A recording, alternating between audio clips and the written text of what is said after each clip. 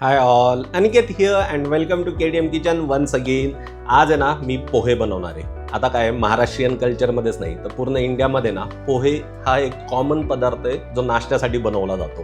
पोहे बनवताना फार वेगवेगळ्या प्रकारचे पोहे बनवले जातात. कोणी बटाटा टाकतं, कोणी तर्रीवाले पोहे बनवतं, कोणी वाटाणा टाकतं. पण आज मी ना एकदम साध्या पद्धतीने जे पोहे बनवतात ना ते बनवणार आहे. आता हे पोहे जनरली आपण क्रिस्पी बनवण्यासाठी ना वरतून मस्त शेव टाकतो, पण प्रत्येक वेळेस शेव घरात अवेलेबलच असते असं नाही. मग पोहे क्रिस्पी कसे बनवायचे ते पण शेव नसताना मस्त टिप मी तुम्हाला देणार आहे. सो चला फटाफट रेसिपी स्टार्ट करूयात. सुरुवातीला आपल्याला घ्यायचे 3 कप पोहे. आता पोहे कुठले घ्यायचे हे फार महत्त्वाचं आहे. एक पातळ पोहे येतात बघा, चिवड्यासाठी वापरले जातात, ते पोहे वापरायचे नाहीत, नाहीतर पोहे आपले सॉगी आणि चिकट बनतील. जाडसर मीडियम जाडसर पोहे वापरायचे.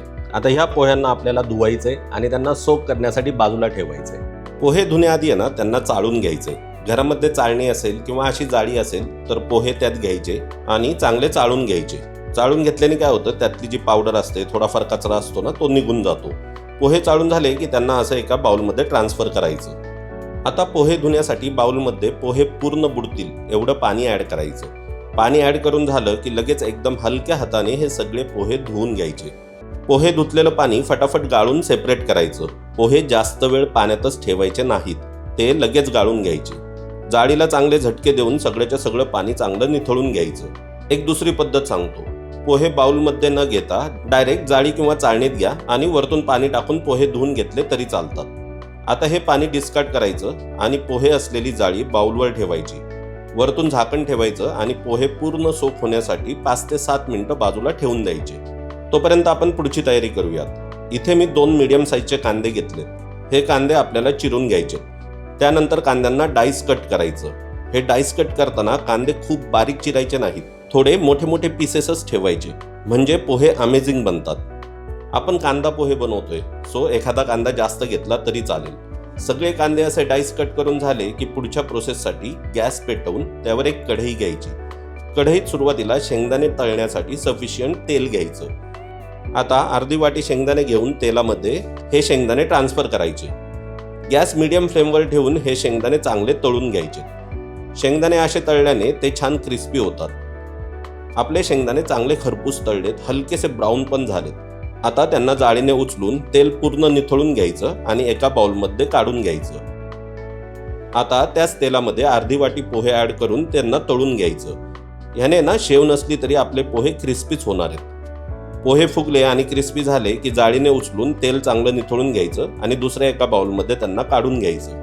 आता हे तळलेले शेंगदाणे आणि पोहे सध्या बाजूला ठेवून देऊयात. आता त्याच तेलामध्ये 1 टीस्पून मोहरी ॲड करायची. मोहरी छान तडतडली की 1 टीस्पून जिरं ॲड करायचं.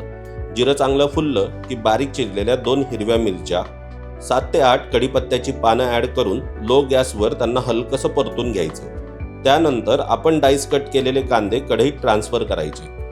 गॅस मीडियम हाय फ्लेमवर करून स्टर करत हे कांदे परतून घ्यायचे. कांदे ट्रान्सलुसंट होईपर्यंतच परतायचे. त्यांना गोल्डन ब्राऊन होईपर्यंत जास्त परतायचं नाही, नाहीतर त्यांचा क्रंच निघून जातो, त्यांचं सगळं मॉइश्चर निघून जातं. हे बघा, कांदे असे लाईट पिंक कलरचे होईपर्यंतच परतायचे. आता ह्या स्टेजला कढईत चिमूटभर हिंग ॲड करायचं. वरतून चवीपुरतं मीठ टाकायचं. चिमूटभर साखर टाकायची. साखर ऑप्शनल आहे, नाही टाकली तरी चालतं. अर्धा टीस्पून हळद ॲड करायची आणि थोडीशी बारीक चिरलेली कोथिंबीर टाकायची. कोथिंबीर अशी टाकली ना की तिचा फ्लेवर पोह्यांमध्ये छान उतरतो. आता फटाफट स्टर करत सगळे इन्ग्रेडियंट्स 1 मिनिटासाठी परतून घ्यायचे.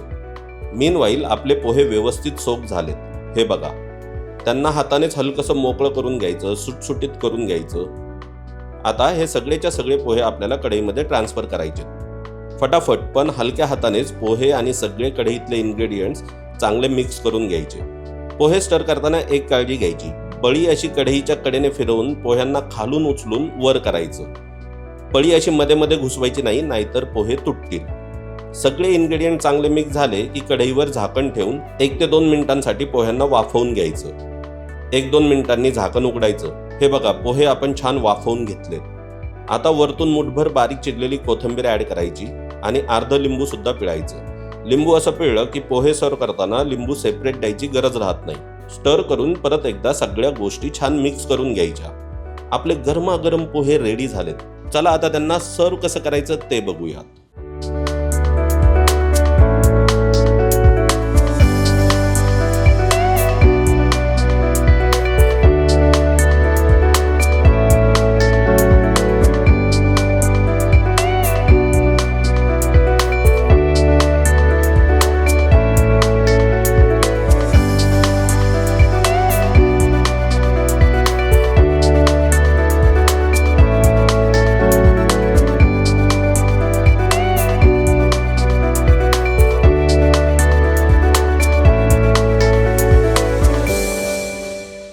आपले गरमागरम पोहे रेडी झालेत आणि त्याबरोबर कटिंग चहा सुद्धा होता. आज तो मेरा दिन बन गया.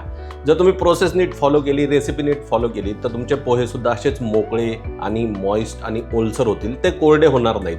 आणि पोहे क्रिस्पी होण्यासाठी तुम्ही सगळ्यांनी बघितलं, आपण आहे ना एक जे पोहे असतात ना रॉ पोहे, ते आपण तळून घेतले आणि ते सर्व करताना पोह्यावर स्प्रेड केले. तसंच शेंगदाणे पण आपण सेपरेट तळले आणि त्यांना पण पोह्यावर सर्व करताना आपण स्प्रेड केलं. सो याने काय होतं, पोहे छान क्रिस्पी होतात.